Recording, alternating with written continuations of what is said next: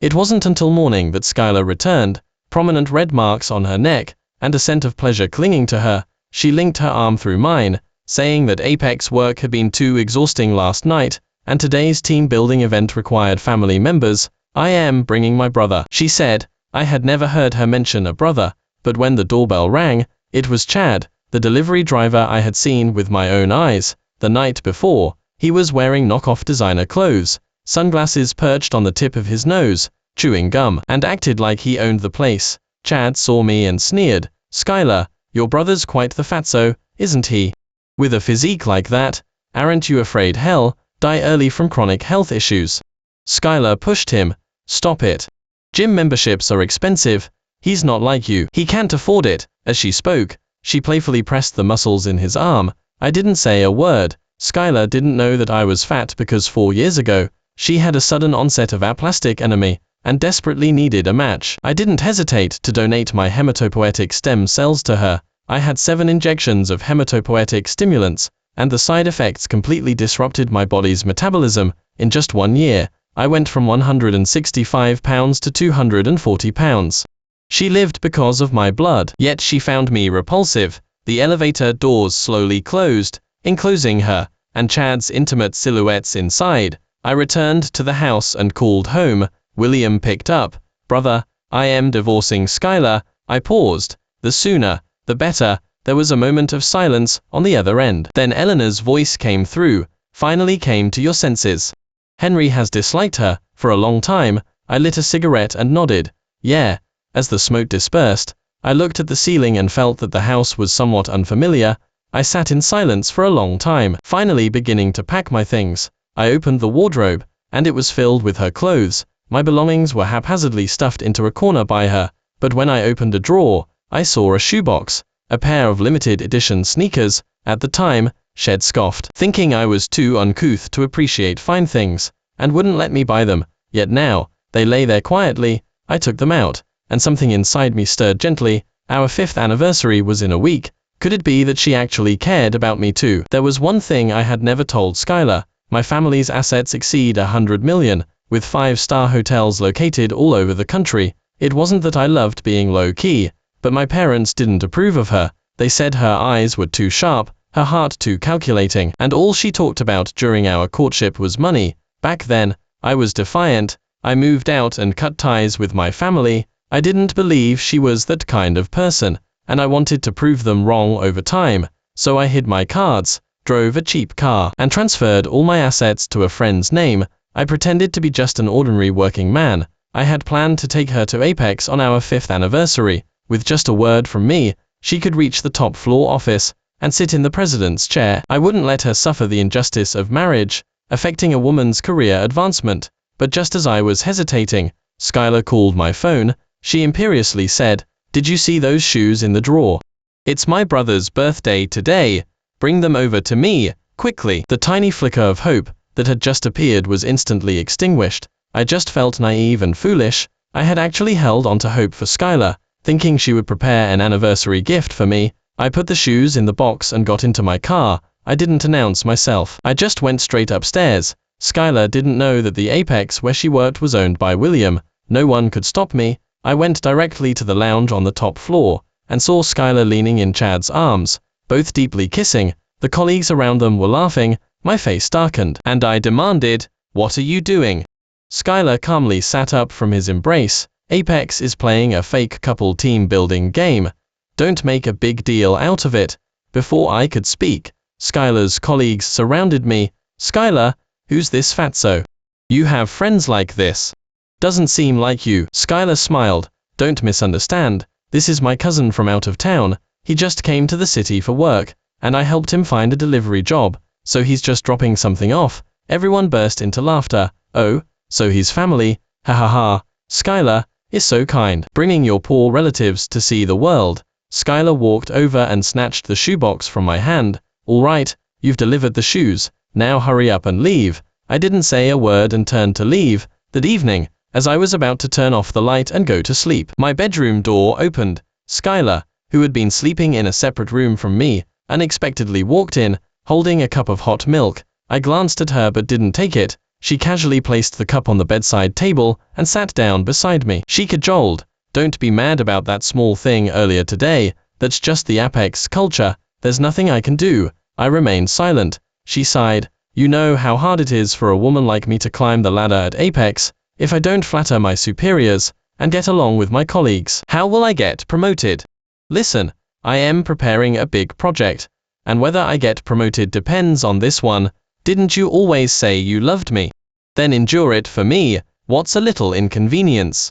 Inconvenience? I almost laughed aloud. Yes, these past years with her, I had grown accustomed to enduring inconvenience. We met at a friend's gathering. She wasn't like this before. She was cheerful, confident, lively, and very caring, but I can't remember when exactly she changed into this person. On her birthday, she made me go out in the rain to buy a limited edition cake. I was drenched, but after she took the cake, she locked me out. For her Apex trip, she made me pretend to be an Uber driver, calling me driver repeatedly. What chilled me most was when my grandmother passed away, and I asked her to attend the funeral. She actually said, "My boss has been keeping an eye on me lately, I can't take time off." What kind of relative is a grandmother? She's dead. She's dead. At that moment, I began to wonder if she had no heart to begin with, or if she had been living behind a mask all along. Perhaps my indulgence had changed her, making her more and more reckless, but none of that mattered anymore. Looking at the familiar arrogance, self-righteousness, and shamelessness in her eyes, I finally understood that she had never loved me. She only needed a tool to feed her ego and ambition, a tool without complaint. She seemed to think I was convinced, leaning on my shoulder. "Marcus, I think you look pretty good without losing weight. It's quite cute." I smiled. "I'll start losing weight tomorrow." She froze, somewhat surprised. "Finally came to your senses." I didn't explain. For years, I had been taking medication so that if her illness recurred, I could donate blood to her at any time, but I wouldn't need to take that medicine anymore. The next day at noon, I appeared downstairs at Skylar's Apex. To be honest, her ability to last 3 years there was entirely due to William turning a blind eye. As soon as I entered the lobby, I saw Chad carrying a takeout order. He was conspicuously wearing those limited edition sneakers. He saw me, his eyes lit up. "Oh, brother, you here too?" Before his words finished, he shoved 2 bags of takeout into my arms. Assertively, "Hurry up, take these to the 13th floor conference room. I am in a hurry." "Got it." I frowned. "Are you crazy? Why should I deliver for you?" His face darkened, and he snorted, "Aren't you a delivery guy?" Skylar said you only fit for these lowly jobs. I suppressed my temper and stared at him. "I am not a delivery guy. If I wanted to, this entire building could be mine." He laughed loudly. "Are you bullshitting me? You fat parasite sponging off his wife every day. Are you delusional? Only Marcus' family in this city could afford this. You think you're on par with him?" He spat. He spit at me. Just as I was about to speak, the elevator chimed and opened. Skylar walked out. She saw me, and her face immediately fell. "What are you doing here?" I sneered, pointing at Chad. "I came to find someone. He asked me to deliver food for him." Skylar frowned. "What's wrong with helping him out? He's only 23, a college dropout, who started his own business. Delivering food is just his side hustle, understand? He's going into content creation in the second half of the year. Hell, film fitness videos, delivery diaries. He's definitely going to be famous. Now look at you, sticking to a stagnant salary. What future do you have? If you have any ambition, don't hang around here being a nuisance. Achieve something yourself, then I might actually look up to you." I stood there, suddenly finding it amusing. A respectable Apex CEO, being treated as a delivery guy by a delivery driver and his wife, and repeatedly humiliated. I had brought it upon myself. I touched my phone. She still didn't know that all her promotion opportunities were secured by William, out of consideration for me. Now, with just a word from me, she would be nothing. I turned and left, calling William's phone. "Brother, cancel Skylar's project." After hanging up the phone, I went to the gym. This was the first time in years that I stepped into a gym not for her, but for myself. When I got home that evening, Skylar was throwing things in the living room. As soon as I entered, she screamed hysterically at me. "Do you know my project fell through?" My project, which I prepared for 3 months, was suddenly halted by headquarters today. I calmly poured myself a glass of water. "Why?" They said I wasn't qualified. She trembled with rage. What do those old fogies know? I was about to be promoted to director. How dare they say that about me? I calmly said, oh, perhaps you weren't capable enough. I heard Apex is quite strict. She snatched the ashtray from the coffee table and threw it at me. Nonsense. It must be you, you jinx, who caused this. After throwing the ashtray, before I could react, she picked up the remote control and threw it too. You jinx. My project was cancelled because you came to my Apex today. I dodged, but my forehead was still scraped. She rushed over and pushed me. You ruined my chance for promotion. Can you compensate me? No, you can't. Give me money. I want money now. I want to start a business with Chad. I am a good judge of character. He's a genius. He'll definitely be famous in the future. I grabbed her wrist and asked, Skylar, have you ever considered that I am your husband, Marcus? She sneered. What are you? I haven't taken you seriously in ages. I asked, word for word, did you ever love me? She slapped me across the face. Only a dog would love you. You loser, so fat, useless at everything, and you have the nerve to ask if I love you. Just seeing your stomach turns me off. Being with you is like living like a nun. I was silent for a few seconds, then asked her, what if I had money? What if I were a billionaire right now? Would you still leave? She burst into laughter, bending over. You wretch, a pauper like you will never have money in this lifetime. She snatched my phone and forcibly transferred a few $1,000s from it. Then she dragged her suitcase and moved out that very night. I sat in the living room, laughing helplessly. I hadn't even kicked her out, and she left on her own. A few days later, I saw a selfie of her and Chad in a cramped, run-down apartment. They were smiling brightly at the camera, with the caption, first day of our startup in the big city, with dreams, anything is possible. They live-streamed every day, flaunting their affection and occasionally adding suggestive content to attract attention. I quietly contacted a lawyer and began processing the divorce agreement, but within days, while they were live, streaming normally, Skylar's face suddenly turned pale. She then bent over and coughed up a mouthful of blood. The live stream was abruptly cut off. Indeed, her old illness had flared up. As for me, I had already boarded a plane headed abroad. When woke up, she was on an IV drip. Doctors and nurses stood gravely by her bed. The patient's condition has recurred. It's the acute phase of aplastic anemia. A bone marrow transplant match must be found immediately, or she won't last much longer. Skylar was stunned, her mind buzzing. Aplastic anemia. But wasn't it cured? It hadn't flared up in years. Her heart tightened, and I was the first person she thought of. She quickly asked the doctor, can I contact my previous donor? But the doctor shook his head, telling her that they had called me immediately after she was admitted. But my phone number was no longer in service. Skylar panicked. She opened WhatsApp to send me a message. What popped up was a cold, red exclamation mark. She cast a pleading look at Chad, who stood up as if startled. What are you looking at me for? Skylar whispered, could you try getting a bone marrow match? Chad exploded at her words. Are you out of your mind? Is bone marrow something you can just donate like that? Do you know how much it harms your body? I am still young. I have a business to build, live streams to do. I don't want to end up with lasting health issues. I kindly brought you to the hospital, and you ask me to donate bone marrow. You've got some nerve. With that, he threw down the medical bill and slammed the door shut as he left. The doctor also told her to quickly contact her previous donor. Perhaps she still had a chance. She lay helpless on the hospital bed, her mind blank. But past events played back uncontrollably. She was forced to drink by a client, suffered a stomach hemorrhage, and was hospitalized. I cooked light porridge and fed her spoonful by spoonful, but she found me unsophisticated, smashed the porridge bowl, and demanded an expensive health drink costing $300 per cup. At the Apex annual party, the leader intentionally spilled wine on her. She threw the clothes at me to wash, but the next day she scolded me for deforming the collar and demanded I buy her a new one. The last time she was hospitalized for aplastic anemia, I donated blood for her again and again. Afterward, I'd pretend nothing happened and smile, saying I was healthy and it was fine to donate more, yet she slapped me, saying I didn't wish her well. She had grown accustomed to this dynamic with me, believing that by putting me down enough, she could forever remain in a superior position in our relationship.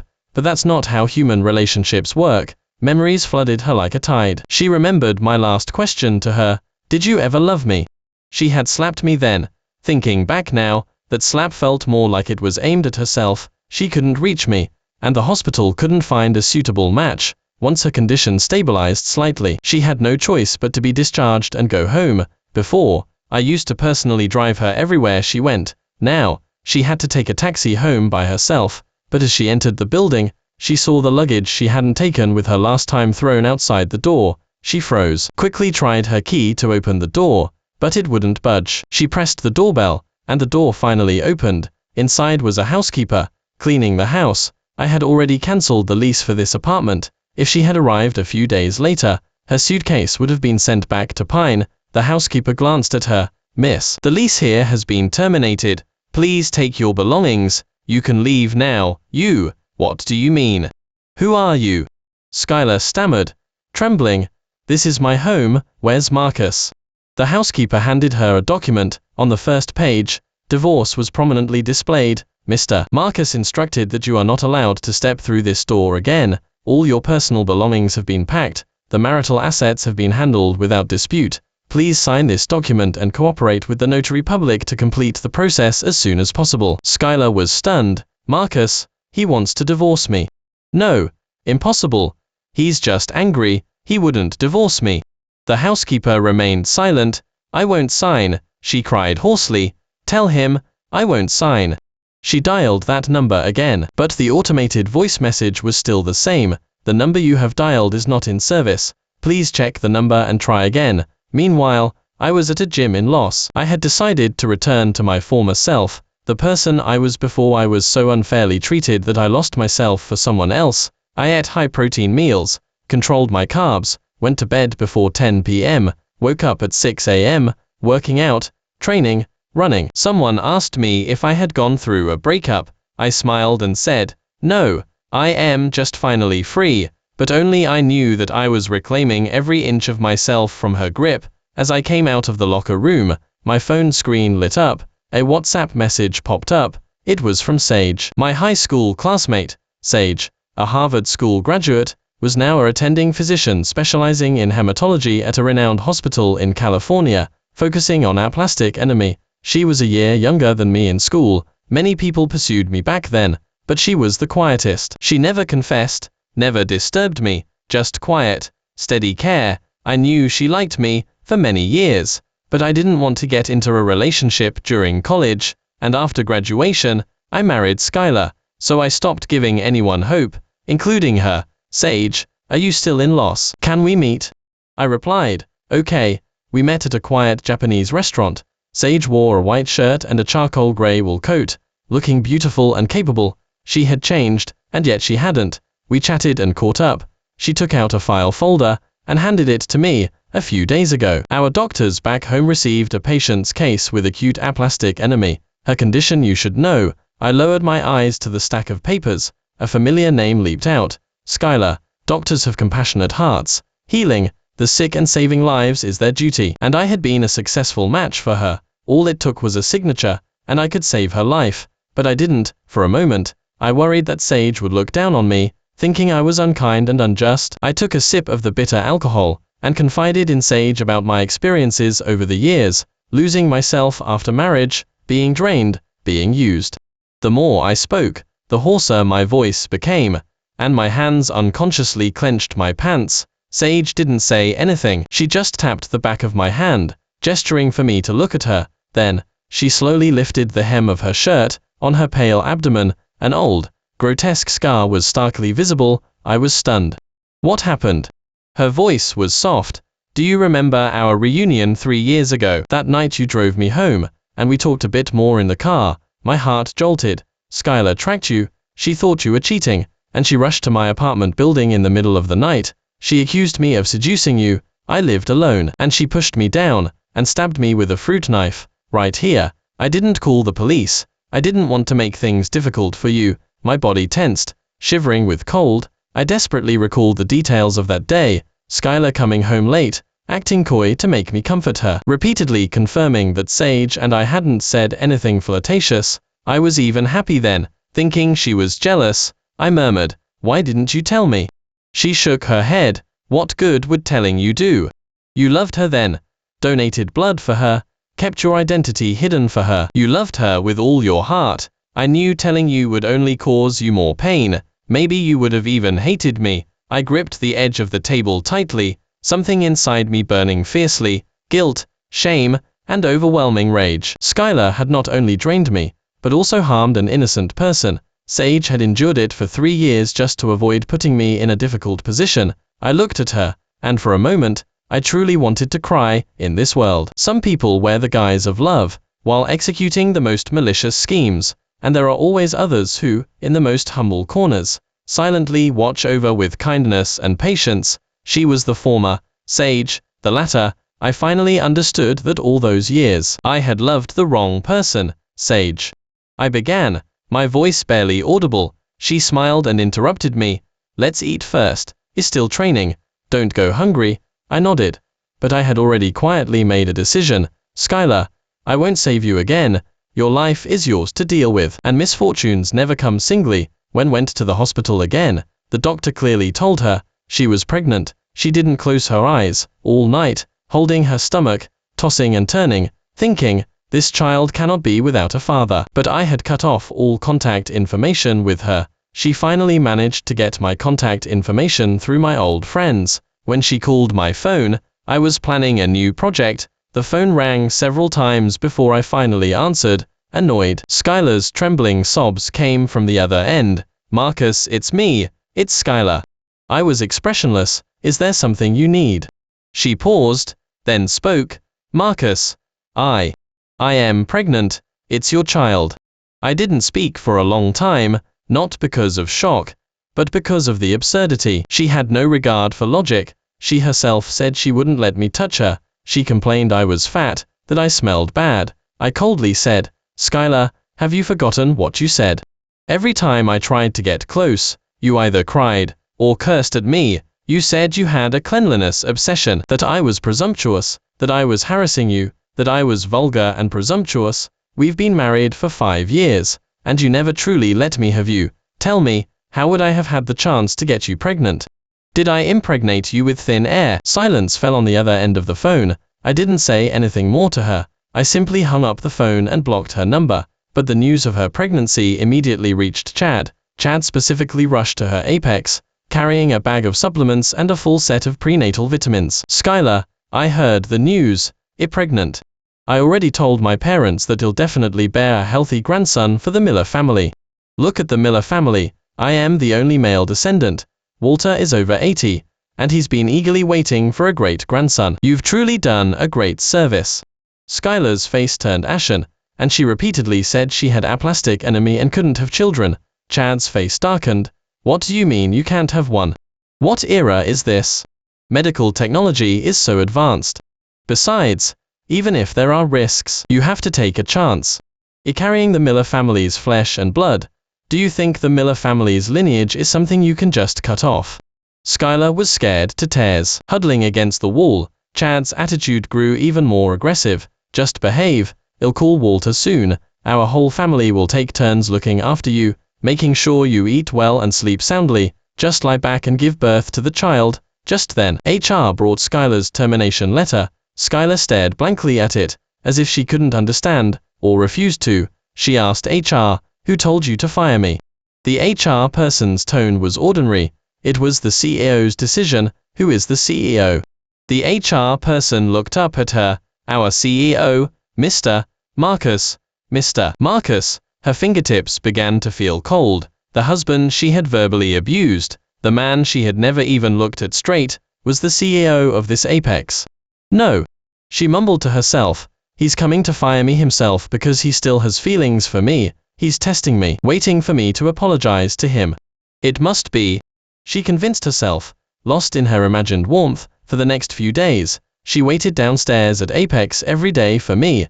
This went on for half a month, until I returned to the country for business. I stepped out of a Maybach, my suit impeccably tailored, my posture tall and straight. After this period of intense training, I had lost weight and was, one might say, completely transformed. Skylar was stunned, staring at me as if seeing me for the first time. She rushed forward, crying and calling out, "Marcus, is finally back." I looked down at her. We're already divorced. She immediately knelt before me, clutching my legs tightly, trembling with sobs. "Marcus, I beg you, save me. I was wrong. I truly know I was wrong. You can scold me, hit me, just don't abandon me." I stood still, just watching her coldly. She looked up, her face streaked with tears and snot. "Before I was blind, I shouldn't have disliked you, shouldn't have said those hurtful things. Actually, I did not care about you, I was just too proud. As a woman, I was afraid of being looked down upon." I lowered my eyes. "Are you finished?" She cried and desperately shook her head. "I have nothing left. Apex fired me, and Chad, he's forcing me to have the baby. I am truly scared. Now I can only beg you. You are the only person in this world who was ever good to me." I scoffed. "So you admit I was good to you? How did you treat me then? You called me disgusting just because I gained weight, said you felt sick when I touched you, and humiliated me in front of others, saying I wasn't worthy of you, and now you suddenly remember to beg me."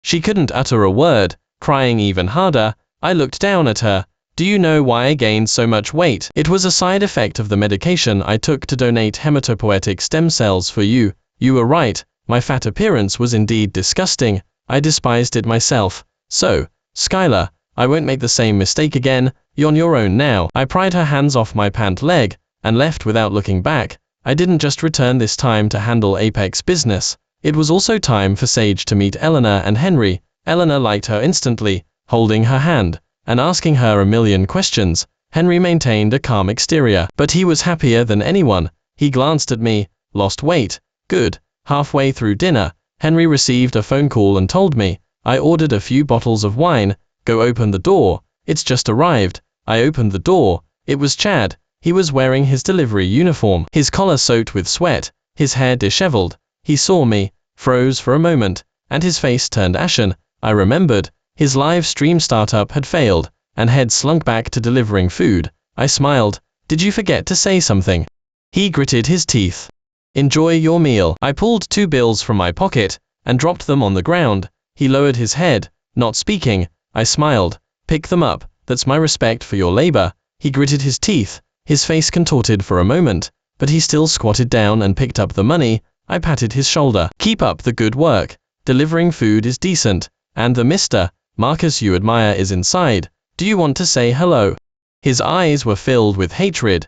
As I closed the door, I heard him viciously kick his electric scooter. Meanwhile, Skylar had been confined by the Miller family in Pine. The place was remote, with iron bars added to the doors and windows. Even her phone had been confiscated. No matter how much she cried, pleaded, or begged them to release her, no one paid attention. Doris came in carrying a bowl of dark, potent tonic, saying it was potent tonic, and forced her to drink it. Skylar shook her head, tightly covering her mouth. The next second, her head was held down, and the tonic was forcibly poured into her mouth. She struggled desperately, retching uncontrollably. Walter hobbled in, leaning on his cane. "If she dares to harm this child, she'll pay with her life." Doris pressed her onto the bed. "Who told you to sleep with my son? You slept with my son, and now you don't want to bear his child. That's not how it works." Skylar was held in that dark, damp shack for 3 full months. She went from crying to silence, from anger to numbness. No one treated her as a person anymore, only as a breeding vessel. If she resisted taking medicine, they'd hold her down and force it. If she refused to eat, they'd simply starve her for 2 days. If she tried to smash a window and escape, her hands and feet would be tied the next day. Finally, one day, she collapsed in bed, with a persistent high fever, foaming at the mouth, and fell into a coma. The family panicked and rushed her to the hospital overnight. The doctor issued a diagnosis. If the pregnancy wasn't terminated immediately, her life would be in danger. Chad exploded when he heard this. He burst into the hospital room and slapped Skylar. "This is all because you wouldn't take your medicine. You just have to defy me, don't you? Do you think I'll let you off if you pretend to be sick? I am telling you, as long as you're alive, you're going to have that baby for me."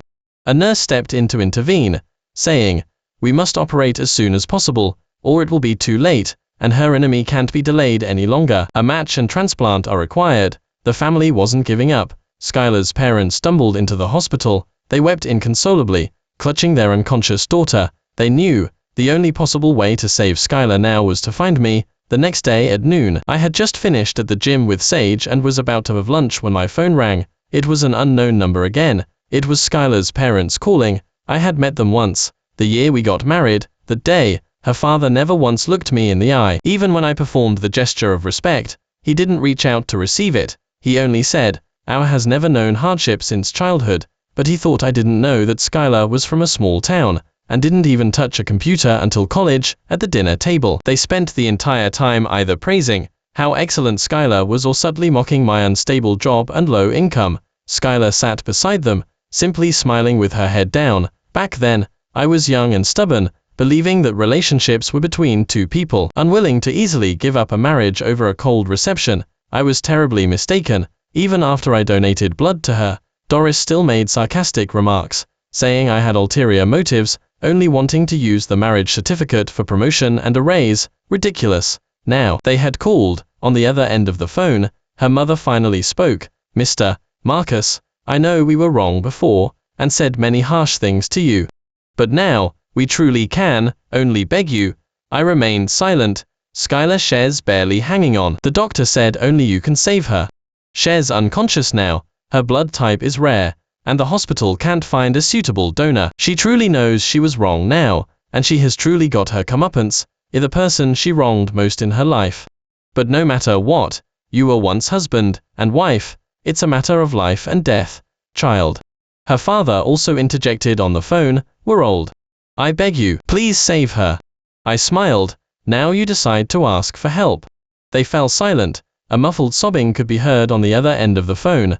Doris cried, saying, "I beg you please help her. She's really at her limit. She has nothing left, and she knows she was wrong. We are her parents. We can't just watch her die. You used to love her, didn't you?" "Yes, I did. I used to love her, so much that I would have traded my life for hers. But then I suddenly realized her life wasn't worth mine."